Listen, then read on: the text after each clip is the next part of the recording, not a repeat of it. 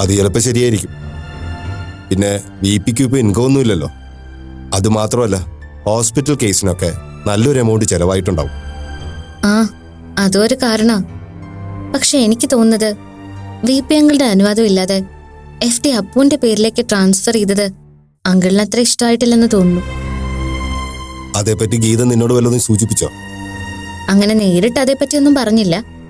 എന്നാലും അതിന്റെ പേരില് അങ്കിളുടെ ഭാഗത്തുനിന്ന് കാര്യമായ ഇൻസൾട്ട് ഉണ്ടായിട്ടുണ്ടെന്ന് തോന്നുന്നു.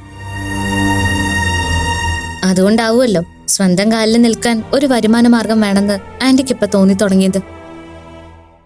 വരുമാന മാർഗം എന്ന് പറയുമ്പോൾ എന്ത് ബിസിനസ്സാ ഗീത ഉദ്ദേശിക്കുന്നത്? അതിനെക്കുറിച്ച് നിന്നോട് വല്ലതും സൂചിപ്പിച്ചോ? ആന്റിക്ക് അറിയാവുന്ന തൊഴിൽ തന്നെ. സ്വന്തമായിട്ടൊരു ബ്യൂട്ടി പാർലർ തുടങ്ങാനാ ആന്റി ഉദ്ദേശിക്കുന്നത്. ബ്രൈഡൽ മേക്കപ്പിൽ ആന്റി എക്സ്പേർട്ട് ആണല്ലോ. ഇപ്പോഴത്തെ ട്രെൻഡിനൊപ്പം ഒന്ന് അപ്ഡേറ്റ് ചെയ്യേണ്ട കാര്യമല്ലേ ഉള്ളൂ. അത് ആന്റി കൊണ്ട് ഈസി ആയിട്ട് പറ്റുന്ന കാര്യ. എങ്കിൽ പിന്നെ ഗീതയ്ക്ക് അതേപ്പറ്റി സീരിയസ് ആയിട്ട് ആലോചിക്കാവുന്നേ ഉള്ളൂ. ഗീത മുൻപ് ബ്രൈഡൽ വർക്കൊക്കെ ചെയ്തുകൊണ്ടിരുന്നതാണല്ലോ. എക്സ്പീരിയൻസ് വെച്ച് ക്ലയൻസിനെ കിട്ടാനും ബുദ്ധിമുട്ടുണ്ടാവില്ല. അല്ല, അതിനിപ്പോ നമ്മളെന്ത് സഹായം ചെയ്യേണ്ടത്? ഞാൻ പറഞ്ഞല്ലോ അച്ഛാ, നല്ല രീതിയിൽ ഒരു ബ്യൂട്ടി പാർലർ സെറ്റ് ചെയ്തെടുക്കണമെങ്കിൽ മിനിമം ഒരു 5-6 ലക്ഷം രൂപയെങ്കിലും ഇനിഷ്യൽ ഇൻവെസ്റ്റ്മെന്റ് ഉണ്ടാവണം.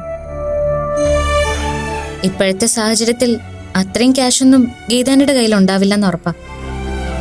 അതുകൊണ്ട് നമ്മളെ കൊണ്ട് കഴിയും പോലെ എന്തെങ്കിലും ഒരു ഫിനാൻഷ്യൽ ഹെൽപ്പ് ആന്റിക്ക് വേണ്ടി ചെയ്യാൻ കഴിഞ്ഞാൽ അതൊരു ഉപകാരമാവില്ല അച്ഛാ.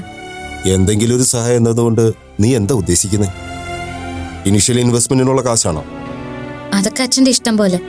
പക്ഷേ നമ്മളായിട്ട് കഴിയുന്നതിന്റെ മാക്സിമം ഹെൽപ്പ് ചെയ്യണമെന്നാ എന്റെ അഭിപ്രായം. എന്താച്ചാ, അങ്ങനെ ചെയ്യുന്നതിൽ എന്തെങ്കിലും കുഴപ്പമുണ്ടോ?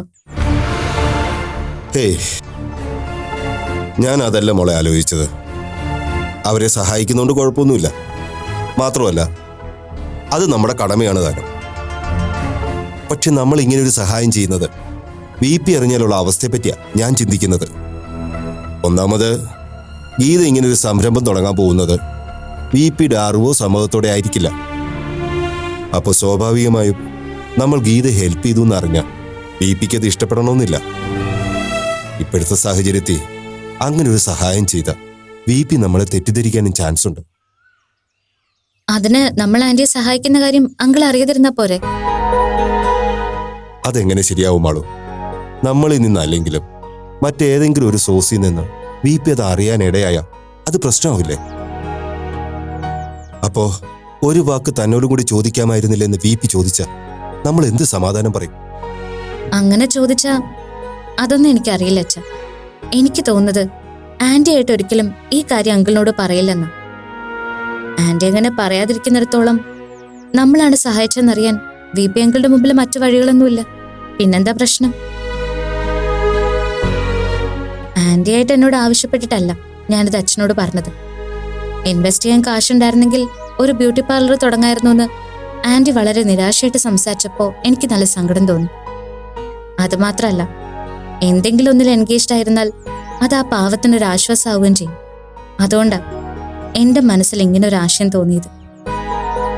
ഇതുപോലുള്ള സില്ലി കാര്യങ്ങൾ ഓർത്ത് പേടിച്ച് ആന്റി ഹെൽപ്പ് ചെയ്യാതിരിക്കരുതെന്നാ എന്റെ അഭിപ്രായം. അതുകൊണ്ടാ ഞാൻ അച്ഛനോട് ഇതേപ്പറ്റി സംസാരിച്ചത്. ഇനിയൊക്കെ അച്ഛന്റെ ഇഷ്ടം. നീ വിഷമിക്കാതെ, നമുക്ക് എന്തെങ്കിലും ഒരു വഴിയുണ്ടാക്കാം.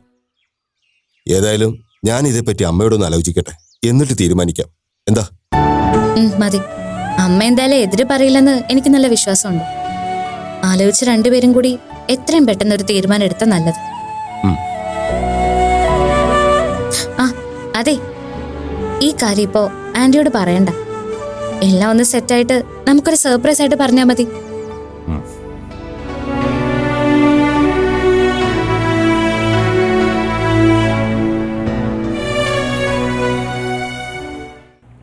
കൊള്ളാം. വളരെ ആലോചിച്ചെടുത്ത നല്ലൊരു തീരുമാനം. ആദ്യം തന്നെ എൻ്റെ വക ഒരു ഉഗ്രൻ അഭിനന്ദനം ഞാൻ കൈയോടെ അറിയിക്കുന്നു. സത്യം പറഞ്ഞ അഭിനന്ദനം ഞാനല്ല, മാളു ഡിസേർവ് ചെയ്യുന്നത്. അവളാണ് എന്നെ പിരികേറ്റി ഈ ആലോചന ഇത്രയെങ്കിലും വരെ എത്തിച്ചത്. പക്ഷേ എനിക്കിപ്പോഴും നല്ല ടെൻഷനുണ്ട് നന്ദൻ. ടെൻഷൻ എന്തിന്? ഒരു കാര്യം തീരുമാനിക്കുന്നു, നമ്മൾ ആ തീരുമാനം പ്രാവർത്തികമാക്കുന്നു. അല്ലെങ്കിലും അറിയാവുന്ന ഒരു തൊഴിൽ കയ്യിലിരിക്കുമ്പോൾ നമ്മളെന്തിനാ വരുമാന മാർഗത്തെക്കുറിച്ച് ഓർത്ത് കാട് കയറുന്നത്? ബ്യൂട്ടി പാർലർ എന്നത് എപ്പോഴും സാധ്യതയുള്ള ഒരു ബിസിനസ് തന്നെയാണ്. ശരിക്കും പറഞ്ഞാൽ ഹോട്ടലോ ടെക്സ്റ്റൈൽസോ പോലെ ആര് തുടങ്ങിയാലും പെട്ടെന്ന് വിജയത്തിലെത്തിക്കാൻ സാധിക്കുന്ന ഒന്ന്. നമ്മൾ കൂടി ഒന്ന് ഡെഡിക്കേറ്റഡ് ആയാൽ സംഗതി സക്സസ് ആവും എന്നത് ഉറപ്പാണ്. പ്ലാനിംഗ് ഒക്കെ ആയി വരുന്നതേ ഉള്ളൂ. കാര്യത്തോടെ അടുക്കുമ്പോൾ വേറെയുണ്ട് നൂരാമലകൾ. എത്ര ചുരുക്കിയാലും കുറഞ്ഞത് ഒരു 6-7 ലക്ഷം രൂപ ഇൻവെസ്റ്റ് ചെയ്യേണ്ടി വരും.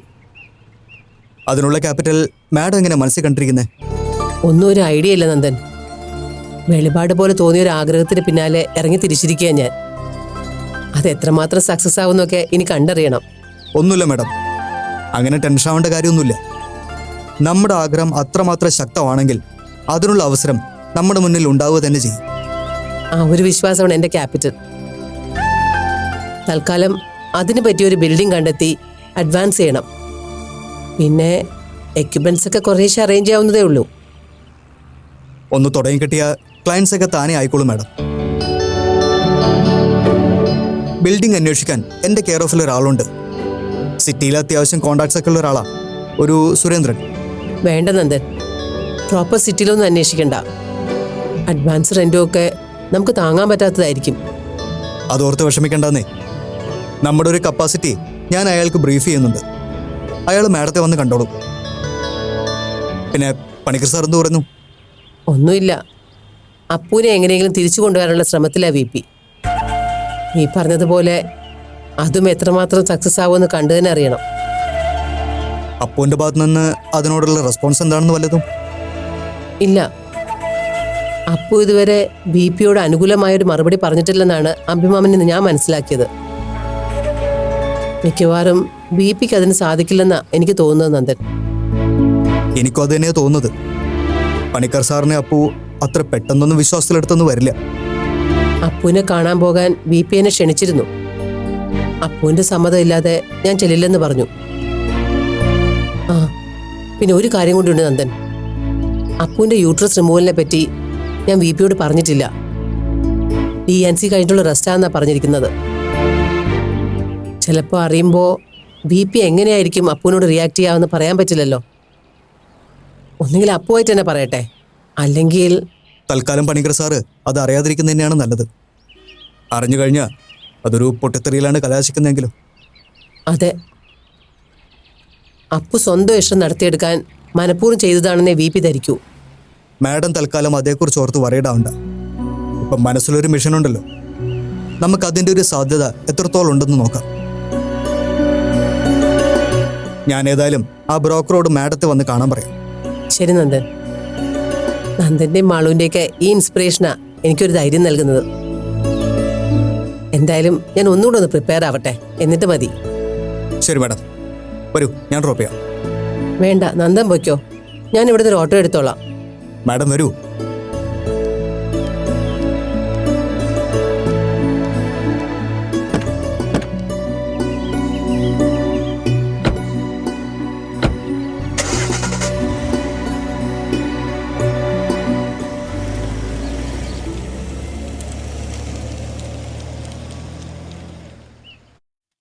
അങ്ങനെ ഒരു ആഗ്രഹം മാളൂനുണ്ടെങ്കിൽ നമ്മൾ ഗീതേച്ചിയെ സഹായിക്കുന്നതിൽ തെറ്റൊന്നുമില്ലെന്നാണ് എനിക്ക് തോന്നുന്നത്.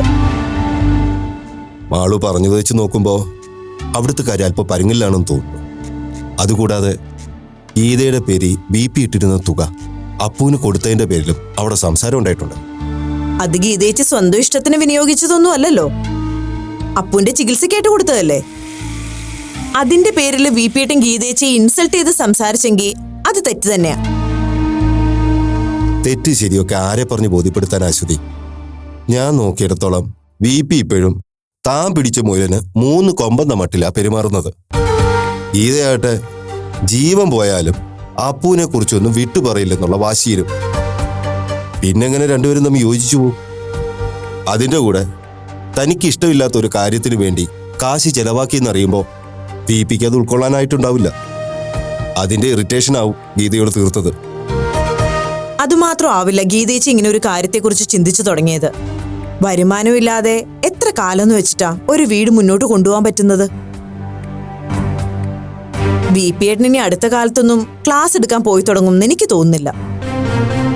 ഇനിയിപ്പോ VP അതിന് തയ്യാറായാൽ തന്നെ പഴയതുപോലുള്ളൊരു സ്വീകാര്യത കിട്ടണമെന്നില്ല. പരിചയമുള്ള സർക്കിളിലൊക്കെ VPയുടെ കാര്യം ഓൾറെഡി അറിഞ്ഞു കഴിഞ്ഞു. അതുകൊണ്ട് തന്നെ എല്ലാവരും എന്തെങ്കിലും കാരണം പറഞ്ഞു ഒഴിവാക്കാനേ നോക്കും. അതുകൊണ്ട് VP ഇനി അതിനുവേണ്ടി മെനക്കെടാതിരിക്കുന്നത് നല്ലതെന്ന് തോന്നും. കഷ്ടം. എന്തുമാത്രം റെപ്യൂട്ടേഷൻ ഉണ്ടായിരുന്ന ഒരാളായിരുന്നു. കരിയർ ഗൈഡൻസ് ക്ലാസ്സിനും മോട്ടിവേഷൻ ക്ലാസ്സിനും ഒക്കെ VP എന്ന പേര് കേട്ടാൽ തന്നെ കുട്ടികളും രക്ഷിതാക്കളും അവിടെ അഡ്മിഷൻ എടുക്കുമായിരുന്നു. ഇനിയിപ്പോ ഒരു അവസരത്തിന് വേണ്ടി അങ്ങോട്ട് കാലുപിടിച്ച് നടക്കേണ്ട ഗതികേടാവോ എന്തോ. കൈവിട്ടുപോയ ജീവിതം തിരിച്ചു പിടിക്കാൻ ഒരുപാട് യാതനകൾ സഹിക്കേണ്ടി വരും. അതിനെ അങ്ങനെ കണ്ടാൽ മതി. ചിലപ്പോ ഇതൊക്കെ മുൻകൂട്ടി കണ്ടാവും ഗീതേച്ചി ഇങ്ങനൊരു തീരുമാനം എടുത്തത്. അത് മാത്രമല്ല, ഒരു കാലത്ത് ഗീതേച്ചി ഇതൊരു പ്രൊഫഷനായിട്ട് കൊണ്ടു നടന്നതാണല്ലോ.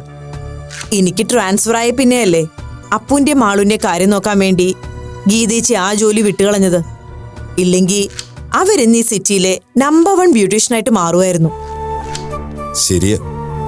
ഒന്നോർത്താ, ഞാനും താനും ഒക്കെ ഗീതയോട് നന്ദി കാണിക്കേണ്ടത് ഇങ്ങനൊരു അവസരത്തിൽ തന്നെയാവണം. VP ഉൾപ്പെടെ നമ്മൾ 3 പേരും നമ്മുടെ പ്രൊഫഷനുമായിട്ട് മുന്നോട്ട് പോയപ്പോൾ അപ്പുവിനെയും മാളുവിനെയും നോക്കാൻ വേണ്ടി ഒരു പരിഭവവും ഇല്ലാതെ സ്വന്തം പ്രൊഫഷൻ ഉപേക്ഷിച്ച് വീട്ടിനകത്തേക്ക് ഒതുങ്ങിക്കൂടാൻ തയ്യാറായവരാ ഗീത. അതിനൊരു പ്രത്യുപകാരം ചെയ്യാൻ നമുക്കൊരു അവസരം കിട്ടിയതായിട്ട് കരുതിയാൽ മതി. അത് വേണം മുരളിയേട്ടാ. മാളുവിന് ഇങ്ങനൊരു ഐഡിയ തോന്നിയത് എന്തുകൊണ്ട് നന്നായി. അല്ല, എനിക്കൊരു സംശയം. ഗീതേച്ചിയായിട്ട് മാളുവിനോട് കാശൊന്നും ചോദിച്ചില്ലെന്നല്ലേ അവള് പറഞ്ഞത്? അപ്പോ നമ്മളായിട്ട് എന്തെങ്കിലും സാമ്പത്തിക സഹായം ഓഫർ ചെയ്താ ഗീതേച്ചി അത് സ്വീകരിക്കാൻ തയ്യാറാവൂ? ഗീതയുടെ ഒരു സ്വഭാവം വെച്ച് അത് വേണ്ടെന്നേ പറയൂ. പക്ഷെ നമ്മളത് കാര്യമാക്കണ്ട. മാളു കൂടി നിർബന്ധിക്കുമ്പോൾ വാങ്ങാൻ ഗീത വില്ലിങ് ആവും. എത്ര കൊടുക്കാനാ മുരളിയേട്ടൻ ഉദ്ദേശിക്കുന്നത്? താമ്പറ എത്ര കൊടുക്കണം? കൊടുക്കുമ്പോ മോശമില്ലാത്തൊരു തുക കൊടുക്കണ്ടേ?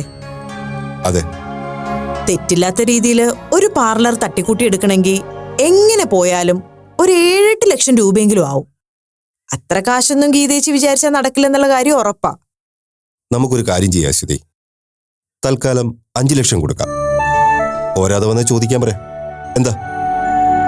ഗീതേച്ചി അങ്ങനെ ചോദിക്കൊന്നുമില്ല. എന്നാലും ബാക്കി നമുക്ക് കണ്ടറിഞ്ഞ് ചെയ്യാം. മുരളിയേട്ടൻ പറഞ്ഞ പോലെ ആദ്യം നമുക്ക് 5 ലക്ഷം കൊടുക്കാം. എന്താ? പിന്നെ നമ്മളിങ്ങനൊരു സഹായം ചെയ്യുന്ന കാര്യം തൽക്കാലം അമ്മ അറിയണ്ട. ഇനി അതിന്റെ പേര് ഒരു തർക്കമോ തടസ്സമോ വേണ്ട. ഇത് ഞാൻ അങ്ങോട്ട് പറയാനിരിക്കുമായിരുന്നു. എന്നാ ഞാൻ പോയി മാളുവിനോട് ഇത് പറയാം. അവർക്ക് സന്തോഷാവും.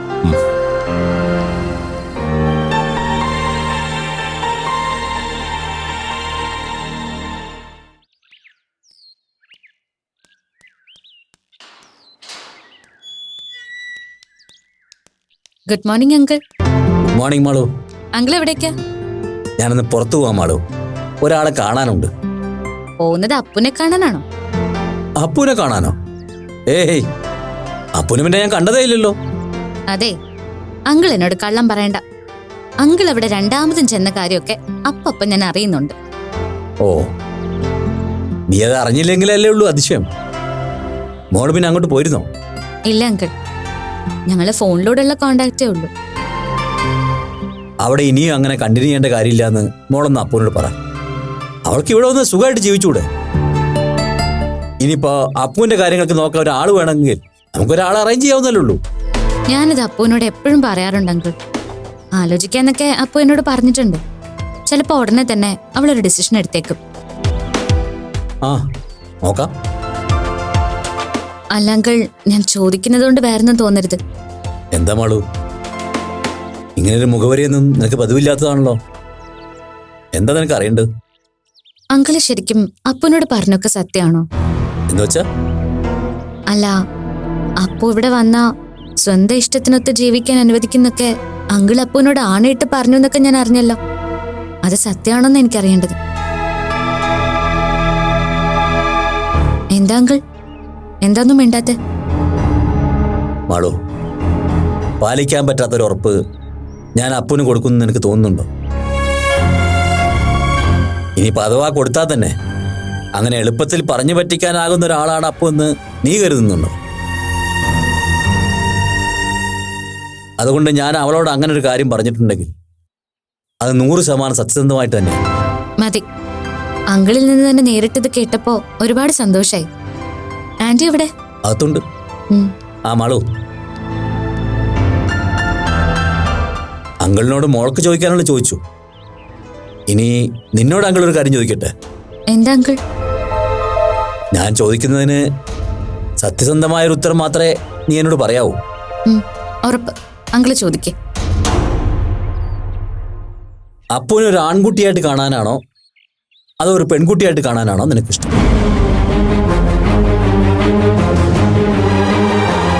പറയൂ, എങ്ങനെ അപ്പൂനെ കാണാനാണ് നിനക്ക് താല്പര്യം? നിനക്ക് ഒട്ടും പരിചിതമല്ലാത്തൊരു ആൺകുട്ടിയായിട്ടാണോ അതോ നമുക്ക് എല്ലാവർക്കും പരിചിതമായ ഒരു പെൺകുട്ടിയായിട്ടാണോ? ഞാൻ വീണ്ടും പറയുന്നു മാളു, നിന്റെ ഉത്തരം അങ്ങേയറ്റം സത്യസന്ധമായിരിക്കണം. അങ്കിൾ, അത് പിന്നെ അപ്പൂനെ ശരിക്കും പഴയ രീതിയിൽ കാണാൻ തന്നെയാ എനിക്കിഷ്ടം.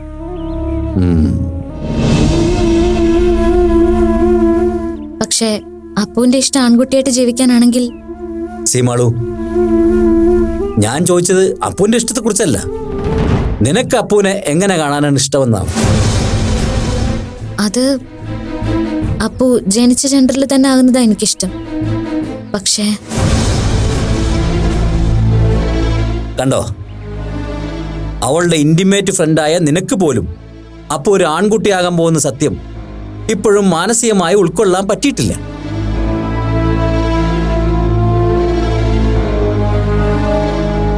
പിന്നെ അവളുടെ അച്ഛനായ എനിക്ക് അത് അത്ര പെട്ടെന്ന് അംഗീകരിക്കാൻ പറ്റുമെന്ന് നിനക്ക് തോന്നുന്നുണ്ടോ? അങ്കിൾ, അത് പിന്നെ നത്തിങ്, ഞാൻ പറഞ്ഞെന്നേ ഉള്ളൂ. എന്ന് വെച്ച് അപ്പൂന്റെ ഇഷ്ടത്തിന് ഞാൻ എതിരൊന്നുമല്ല കേട്ടോ. മാറണമെന്നാണ് അവളുടെ മനസ്സ് ശഠിക്കുന്നതെങ്കിൽ ഒഴിക്കുന്നത് തുഴഞ്ഞല്ലേ പറ്റൂ. നോക്കാം.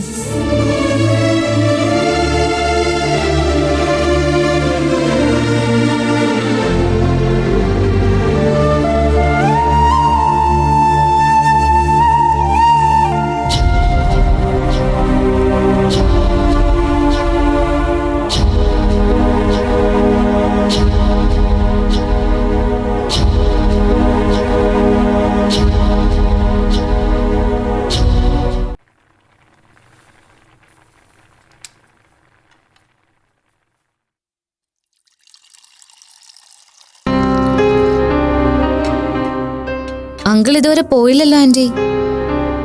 ചിലപ്പോൾ നീ വന്നതുകൊണ്ട് കുറച്ച് കഴിഞ്ഞിട്ട് പോവാന്ന് കരുതി കാണും. എന്നാലും അങ്കിൾ എന്തിനാവും ഇപ്പൊ എന്നോട് അങ്ങനെ ഒരു ചോദ്യം ചോദിച്ചത്? ഈ ചോദ്യം നിന്നോട് മാത്രമല്ല, ഇടയ്ക്ക് എന്നോടും ചോദിക്കാറുണ്ട്. അപ്പുവിന്റെ കാര്യത്തില് ബിപിയുടെ നിലപാട് എന്താണെന്ന് ചോദിക്കുമ്പോഴൊക്കെ ഒരു വജ്രായുധം പോലെ ബിപി എന്നോട് ഇത് ആവർത്തിച്ച് ചോദിക്കാറുണ്ട്. ശരിക്കും ആ ക്വസ്റ്റ്യൻ ഒരു കുഴപ്പിക്കുന്ന ചോദ്യം തന്നെയാ. സത്യസന്ധമായിട്ട് പറഞ്ഞ നമുക്കെല്ലാവർക്കും അപ്പനെ പഴയ അപ്പുമായിട്ട് കാണാൻ തന്നെയല്ല ആന്റി ഇഷ്ടം. അത് വിപിക്ക് കൃത്യമായിട്ട് അറിയാം. ആ ചോദ്യത്തിന് മുന്നിൽ നമ്മൾ ഡിഫെൻസീവ് ആവുമെന്ന്. എന്നിട്ട് പറയും അപ്പുവിന്റെ ഇഷ്ടത്തിന് താൻ എതിരുമല്ലെന്ന്.